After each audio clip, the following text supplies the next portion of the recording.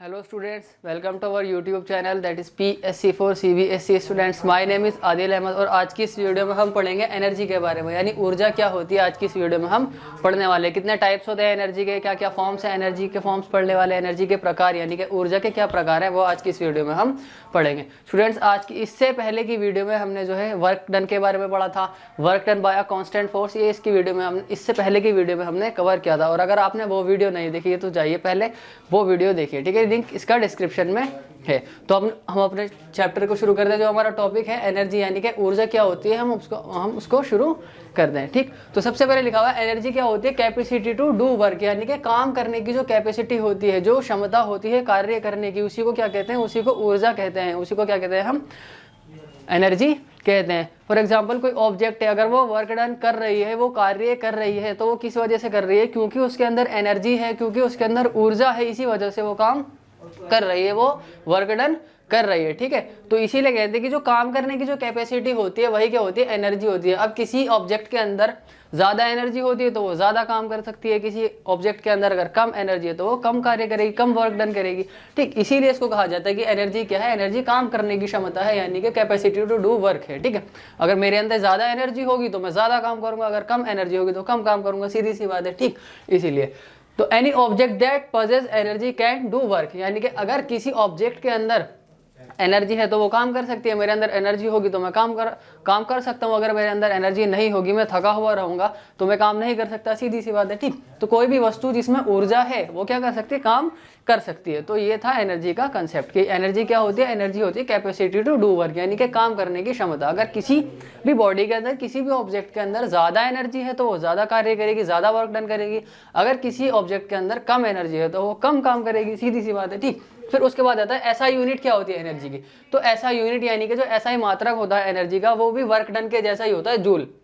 ठीक, डब्ल्यू यानी कि वर्क डन की ऐसा यूनिट क्या थी, जूल थी, और एनर्जी की भी ऐसा यूनिट क्या है, जूल ही है। क्यों, क्योंकि एनर्जी भी क्या है, वर्क डन ही तो है, वर्क डन एनर्जी है, इसीलिए तो कोई ऑब्जेक्ट वर्क डन कर पा रही है। इसी वजह से जो दोनों की जो यूनिट है वो सेम है, जिसको हम जे से दिखाते हैं। ठीक, फिर उसके बाद जो लार्ज यूनिट है, जो लार्ज यूनिट है, बड़ा जो मात्रक है एनर्जी का, ऊर्जा का, वो क्या है, किलो जूल है। क्या है, किलो जूल, जिसको हम के जैसे दिखाते हैं, के जैसे हम उसको दिखाते हैं। ठीक, और 1 किलो जूल 1000 जूल के बराबर होता है, 1 किलो जूल 1000 जूल के बराबर होता है। किलो जूल बड़ी यूनिट होती है, लार्ज यूनिट होती है किसकी, एनर्जी की। ठीक, फिर उसके बाद अगर 1 जूल कोई ऑब्जेक्ट काम करेगी तो उसको कितने जूल ऑफ एनर्जी की रिक्वायरमेंट होगी।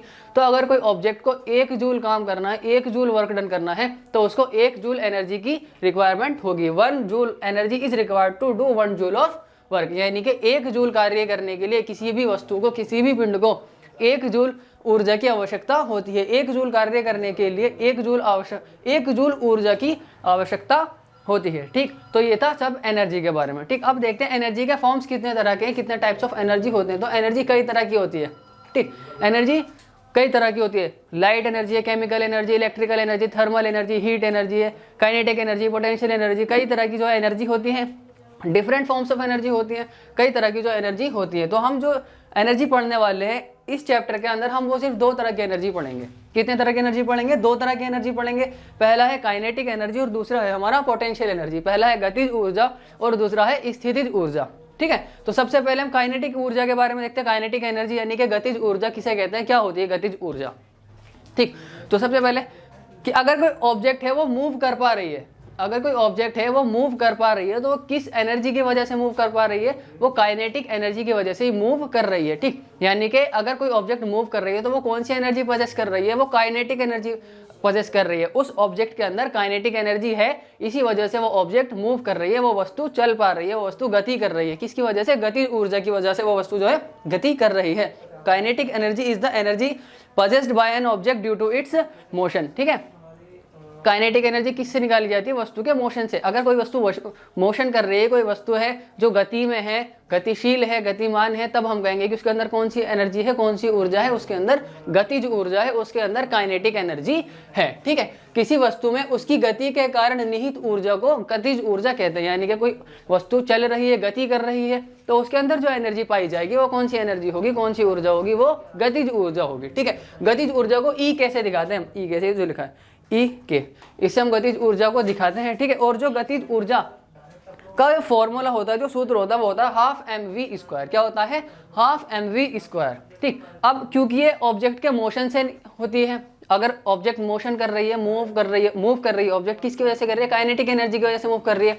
तो अगर किसी ऑब्जेक्ट की स्पीड ज़्यादा होगी, अगर किसी ऑब्जेक्ट की स्पीड ज़्यादा होगी, अगर किसी वस्तु की चाल ज़्यादा होगी, तो उसके अंदर काइनेटिक एनर्जी यानी कि गतिज ऊर्जा भी ज़्यादा होगी।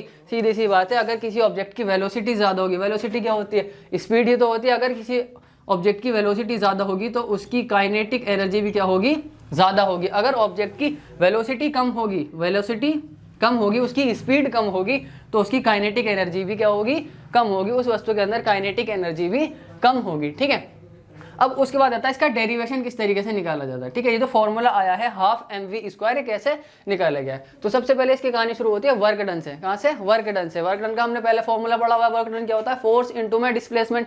ठीक, आप इसको इस चीज़ से समझिए, जैसे कि आप कोई इमेजिन करिए कि कोई बॉल है, उस पर आपने हिट किया। ठीक है, उस पर आपने लात मारी बॉल को, तो बॉल क्या करेगी? बॉल पहले तो रेस्ट पोजीशन पर थी, जब आप उस पर लात मार देंगे, जब आप उसको हिट करेंगे तो क्या करेगी? बॉल मूव करना शुरू कर देगी। ठीक है, पहले जब बॉल रेस्ट पोजीशन पर थी तब उसके अंदर कोई एनर्जी नहीं थी। अभी एज्यूम करिए कि उसके अंदर कोई एनर्जी नहीं है, लेकिन जब आपने उस पर हिट किया, जब आपने उसको लात मारी, तब क्या हुआ? उसकी वेलोसिटी में चेंज आया। अब उसने क्योंकि मोशन किया है, क्योंकि वो गति में आई है, तब उसके अंदर कौन सी एनर्जी आ सकती है? अब उसके अंदर एनर्जी आएगी काइनेटिक एनर्जी, यानी कि गतिज ऊर्जा उसके अंदर आएगी। क्यों? क्योंकि उसकी वेलोसिटी में चेंज हुआ है। आपने क्या किया है? आपने फोर्स लगाई, लात मारी, तो फोर्स ही तो लगा एक तरीके से, और जब आपने फोर्स लगाई तो उसमें उसने कोई डिस्प्लेसमेंट किया, वो एक जगह से दूसरी जगह गई है। तो ठीक है, सीधे से हम कह सकते हैं कि हमने फोर्स लगाया जिसकी वजह से वस्तु डिस्प्लेस हुई है, ऑब्जेक्ट डिस्प्लेस हुई है, यानी कि विस्थापित हुई है। हमने क्या किया? कार्य किया है। फोर्स इंटू डिस्प्लेसमेंट क्या होता है? कार्य होता है। तो यहाँ से क्या आ गया? वर्क डन आ गया, क्योंकि हमने उस ऑब्जेक्ट पर लात मारी थी तो वो ऑब्जेक्ट पर फोर्स लगी और फोर्स की वजह से वो डिस्प्लेसमेंट हुई, डिस्प्लेस हुई। ठीक है, तो यहाँ से फॉर्मूला क्या आता है? W is to F into में एस। अब एफ की जगह MA लिखा हुआ है, तो आपने 9th चैप्टर में पढ़ा होगा, जो फोर्स का जो फॉर्मूला है 9th चैप्टर में आपने पढ़ा ना, कि फोर्स का फॉर्मूला होता है मास इंटू में एक्सेलरेशन, यानी कि F इज टू MA। क्या होता है? F is to MA। M क्या है? M ऑब्जेक्ट का मास है, और एक्सेलरेशन क्या है? A क्या है? A acceleration. एक्सेलरेशन क्या होता है? किसी भी ऑब्जेक्ट की वेलोसिटी में चेंज आना क्या कहलाता है? एक्सेलरेशन कहलाता है। ठीक है, अब जो बॉल थी उसका कुछ ना कुछ तो मास होगा ही। जब आपने उस पर लात मारी थी, तो जब लात मारने से पहले, उसको हिट करने से पहले उसकी वेलोसिटी क्या थी? उसकी वेलोसिटी 0 थी, लेकिन जब आपने उसको हिट किया था तो उसकी वेलोसिटी में चेंज आया, उसकी वेलोसिटी बढ़ी, जब ही उसी वजह से क्या वो ऑब्जेक्ट मूव करी, उस बॉल मूव करी थी वो। ठीक है, तो वेलोसिटी में चेंज आना क्या होता है? एक्सेलरेशन होता है। तो force is equals to MA, यानी कि मास इंटू में एक्सेलरेशन। तो F की जगह क्या लिख सकते हैं हम? MA, और साथ में ये क्या है? डिस्प्लेसमेंट चल रहा है, S को हम डिस्प्लेसमेंट को हम S से दिखाते हैं। ठीक, अब यहाँ पर S की जगह लिखा हुआ है V square minus U square upon में 2A। ये क्या चीज़ है? आपने 8वें चैप्टर में 8th चैप्टर में 3 इक्वेशन ऑफ मोशन पढ़े होंगे, गति के 3 समीकरण। ठीक है, उनमें से एक समीकरण था 2AS is equals to V square minus U square. ठीक है, अब इसी इक्वेशन से हम S की वैल्यू निकाल सकते हैं। इस S की वैल्यू हम इस इक्वेशन से निकाल सकते हैं। कैसे? देखिए, ये जो 2A है, ये जो 2A है, ये मल्टीप्लाई में है S के साथ।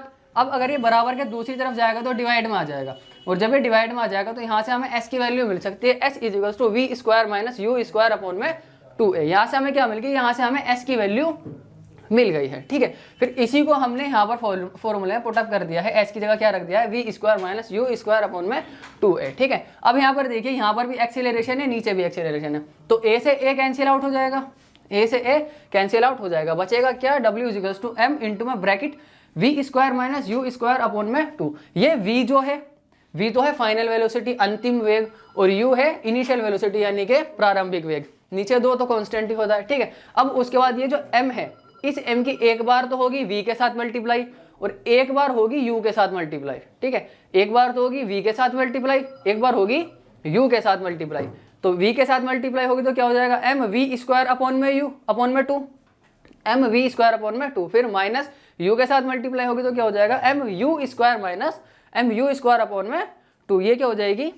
इसकी मल्टीप्लाई हो गई। ठीक है, फिर उसके बाद ये जो मैंने बताया, जो V है फाइनल वेलोसिटी और U क्या है? इनिशियल वेलोसिटी है। ठीक, अब कोई भी ऑब्जेक्ट मूव जब करना शुरू करती है तो उसमें उसकी जो इनिशियल वेलोसिटी होती है वो 0 होती है, यानी कि जो U की जो वैल्यू होती है वो क्या होती है? 0 होती है। अब मैं अगर यहाँ पर U की वैल्यू 0 रख दूँ तो ये पूरी इक्वेशन 0 हो जाएगी, ये पूरी इक्वेशन 0 हो जाएगी। क्यों? क्योंकि M की जगह अगर मैं 0 रख दूँ अपॉन में 2, इसकी मल्टीप्लाई अगर एम्स होगी तो ये 0, पूरी इक्वेशन क्या हो जाएगी, ये 0 हो जाएगी। तो यहाँ पर मैंने क्या लिख दिया, 0 लिख दिया है, ठीक है। अब उसके बाद बचता है W equals to mv² upon में 2 - 0, 0 से माइनस करो कोई फर्क नहीं पड़ता। तो क्या होगा, यहाँ पर हमारे पास फॉर्मूला क्या आता है, W equals to mv² upon में 2 जो है फॉर्मूला निकल करके आ जाता है। आप इसको इस तरीके से भी लिख सकते हैं 1/2 इंटू में mv², यानी कि हाफ mv² भी आप इसको लिख सकते हैं, ठीक। फिर उसके बाद आया कि काइनेटिक एनर्जी किसी भी ऑब्जेक्ट की कैसे निकाल सकते हैं। कोई ऑब्जेक्ट है जिसका मास m है और वो एक यूनिफॉर्म वेलोसिटी से चल रही है, तो उसका फॉर्मूला क्या बन जाता है, E k is to half mv², ठीक है। पहले तो वर्क डन था, पहले तो W था, अब E k क्यों लिख दिया, मैंने पहले बताया कि एनर्जी क्या, काम करने की क्षमता ही तो है एनर्जी, ठीक है। यानी कि अगर कोई ऑब्जेक्ट काम कर पा रही है, वर्क डन कर पा रही है, किसकी वजह से कर पा रही है, एनर्जी की वजह से वर्क डन कर पा रही है, तो W की जगह एनर्जी इसीलिए यहाँ पर लिख दिया गया है E k is equals to half mv², ठीक है। यहाँ से इसका फॉर्मूला इस तरीके से आया था। ये पूरी डेरिवेशन आपको आनी चाहिए, ठीक है, इसका आपको प्रैक्टिस करनी है, ठीक। फिर उसके बाद हम अब अगला देखते हैं जो कि है पोटेंशियल एनर्जी। क्या है, पोटेंशियल एनर्जी, यानी कि स्थितिज ऊर्जा किसको कहते हैं। अभी हमने पढ़ा था फॉर्म्स ऑफ एनर्जी, जिसमें कि हमने पहला पढ़ा था काइनेटिक एनर्जी यानी कि गतिज ऊर्जा के बारे में पढ़ा था। अब हम पढ़ते हैं पोटेंशियल एनर्जी यानी कि स्थितिज ऊर्जा किसे कहते हैं। तो सबसे पहले काइनेटिक एनर्जी के बारे में हमने क्या पढ़ा था, अगर कोई ऑब्जेक्ट मूव कर रही है तो उसके अंदर कौन सी एनर्जी होगी, उसके अंदर काइनेटिक एनर्जी होगी। वो चल रही है तो कौन सी एनर्जी होगी, उसके अंदर काइनेटिक एनर्जी होगी। अब पोटेंशियल एनर्जी क्या होती है, पोटेंशियल एनर्जी होती है किसी ऑब्जेक्ट के अगर पोजिशन में चेंज आता है, किसी ऑब्जेक्ट के अगर पोजिशन में चेंज आता है तब वो कौन सी एनर्जी पजेस करती है, तब वो पोटेंशियल एनर्जी पजेस करती है। फॉर एग्जाम्पल, अगर कोई ऑब्जेक्ट ग्राउंड से कुछ हाइट पर है, ग्राउंड से कुछ हाइट पर है, तब उसके अंदर जो एनर्जी होगी वो कौन सी एनर्जी होगी, वो पोटेंशियल एनर्जी होगी, वो स्थितिज ऊर्जा उसके अंदर होगी। फॉर एग्जांपल, मेरे हाथ में मार्कर है, ठीक, ये मान लीजिए मेरा हाथ ये ग्राउंड है और मेरे हाथ पर क्या है, मार्कर है, ठीक है। तो मानिए कि ये ग्राउंड पर रखा हुआ है। अब मैंने इस मार्कर को यहाँ से उठाया और कुछ सर्टेन हाइट तक ले गया। मैंने मार्कर को ग्राउंड से उठाया और कुछ सर्टेन हाइट तक इसको ले गया। तो मैंने क्या किया, ग्राउंड से मार्कर को कुछ सर्टेन हाइट पर उठाया है, तो इसकी पोजीशन चेंज हुई है। पहले पोजीशन इसकी यहाँ पर थी, अब मैंने इसकी पोजीशन यहाँ पर कर दी है। तो जब मैं इसको ऊपर की तरफ उठा रहा हूँ तो इसके अंदर क्या हो रहा है, इसके अंदर एक एनर्जी स्टोर्ड हो रही है, एक एनर्जी इसके अंदर भर रही है। कौन सी एनर्जी स्टोर्ड हो रही है, इसके अंदर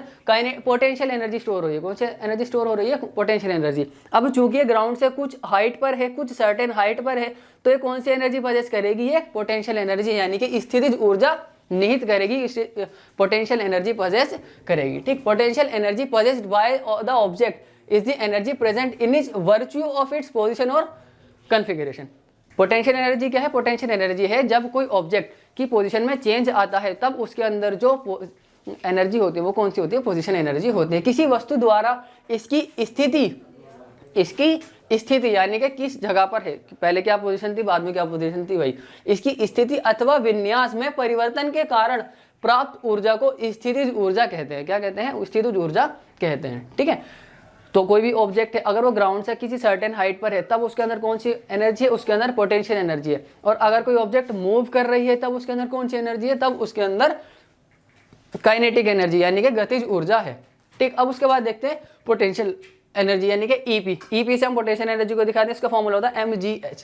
क्या होता है, mgh। तो यहाँ पे लिखा हुआ है consider an object of mass m। आप सोचो कि एक ऑब्जेक्ट है जिसका मास क्या है, m है, और उसको एक सर्टेन हाइट तक उठाया गया है। Let it be raised through a height h, और हाइट h तक उसको उठाया गया है। एक ऑब्जेक्ट है, एक वस्तु है जिसका मास क्या है, m है, उसको एक हाइट तक उठाया गया है, ऊपर की तरफ हाइट से उठाया गया है, ठीक। और जितनी फोर्स उसको उठाने में लगी है, जितनी फोर्स उसको ऊपर तक उठाने में लगी है वो ऑब्जेक्ट के वेट के बराबर है। कितनी फोर्स लगी है, ऑब्जेक्ट के वेट के बराबर, जो कि है mg। ऑब्जेक्ट का वेट क्या है, mg है, उसके बराबर फोर्स लगी है, ठीक है। और वर्क डन जो हुआ है उस ऑब्जेक्ट पर, अब वर्क डन भी तो हुआ है क्योंकि उस पर फोर्स भी लगी और उसने डिस्प्लेस भी किया है, तो वर्क डन भी हुआ है। तो वर्क डन जो हुआ है ग्रेविटी के अगेंस्ट में, क्योंकि हम ऊपर की तरफ उठा रहे हैं, ऑब्जेक्ट को ऊपर की तरफ उठा रहे हैं, और ग्रेविटी क्या लगती है, टूवर्ड्स द अर्थ लगती है, हम कर रहे हैं अपवर्ड्स, ठीक है। और ग्रेविटी जो लगती है टुवर्ड्स द अर्थ लगती है, तो हम फोर्स को कहाँ लगा रहे हैं, अगेंस्ट द ग्रेविटी लगा रहे हैं। तो वर्क भी कहाँ कर रहे हैं, अगेंस्ट द ग्रेविटी कर रहे हैं। तो जो वर्क डन हुआ है ग्रेविटी के अगेंस्ट में वो कितना हुआ है, W वर्क डन हुआ है। मान लीजिए किसी वस्तु का द्रव्यमान m है, इसे धरती से h ऊंचाई ऊपर तक उसको उठाया जाता है, ठीक। वस्तु को उठाने के लिए जितना कम से कम बल चाहिए वो वस्तु के भार के बराबर है, और वस्तु का भार है mg। तो जितना बल हमने लगाया है उसको ऊपर उठाने के लिए वो वस्तु के भार के बराबर है, जितना जो कि है mg। वस्तु पर गुरुत्वीय बल के विरुद्ध द्वारा किया गया कार्य कितना है, w है। कार्य कितना है, w है। तो इससे फॉर्मूला क्या बनेगा, F equals to F into में S, W equals to F into में S फॉर्मूला होता है हमारे पास। अब यहाँ पर जो फोर्स है, फोर्स कितनी लगाई है, ऑब्जेक्ट के मास, ऑब्जेक्ट के वेट के बराबर लगाई गई है, वस्तु के भार के बराबर लगाई गई है, और वस्तु का भार कितना है mg। तो फोर्स की जगह mg लिख सकता हूँ, और उसको डिस्प्लेस कितना किया गया है, h डिस्प्लेस किया गया है। बताया था ना कि h हाइट तक इसको उठाया गया है, तो यहाँ से उसको डिस्प्लेस कितना किया गया, h डिस्प्लेस किया गया, तो s की जगह h लिख सकते हैं। तो इससे हमारा फॉर्मूला क्या जाता है, mg equals to h, w equals to mg into में h। और फिर यहाँ पर क्या फॉर्मूला आ जाएगा हमारे पास, EP equals to mg into में h, यानी कि पोटेंशियल एनर्जी का फॉर्मूला हमारे पास आ जाता है mg इंटू में h। इसमें जो m है, m है इसमें मास ऑफ ऑब्जेक्ट यानी कि वस्तु का द्रव्यमान, g है हमारे पास एक्सेलरेशन ड्यू टू ग्रेविटी जो होता ही है, ठीक है। फिर उसके बाद h यानी कि हाइट, ऑब्जेक्ट को कितनी हाइट तक उठाया गया है, ठीक है। ये हमारे पास फॉर्मूला बन जाता है, और ये तीनों उसकी वैल्यू होती है, ठीक। तो हमने क्या क्या पढ़ा है आज की इस वीडियो में, हमने पढ़ा है एनर्जी के बारे में, ऊर्जा के बारे में, हमने पढ़ा है फॉर्म्स ऑफ एनर्जी यानी कि काइनेटिक एनर्जी और पोटेंशियल एनर्जी। काइनेटिक एनर्जी का फॉर्मूला देखा, उसकी डेरिवेशन देखी है। पोटेंशियल एनर्जी का फॉर्मूला देखा, उसकी डेरिवेशन देखी। काइनेटिक एनर्जी के बारे में जाना, काइनेटिक एनर्जी क्या होती है। पोटेंशियल एनर्जी के बारे में जाना, पोटेंशियल एनर्जी क्या होती है, ठीक है। काइनेटिक एनर्जी क्या होती है, अगर कोई ऑब्जेक्ट मूव कर रही है तो उसके अंदर कौन सी एनर्जी है, उसके अंदर काइनेटिक एनर्जी है, ठीक। और अगर कोई ऑब्जेक्ट ग्राउंड से किसी सर्टेन हाइट पर है तब वो कौन सी एनर्जी पजेस कर रही है, तब वो पोटेंशियल एनर्जी पजेस कर रही है। ये आज की इस वीडियो में हमने पढ़ा है। तो स्टूडेंट्स आज की इस वीडियो में सिर्फ इतना ही रखते हैं, मिलते हैं आपसे अगली वीडियो में, तब तक के लिए पढ़ते रहिए।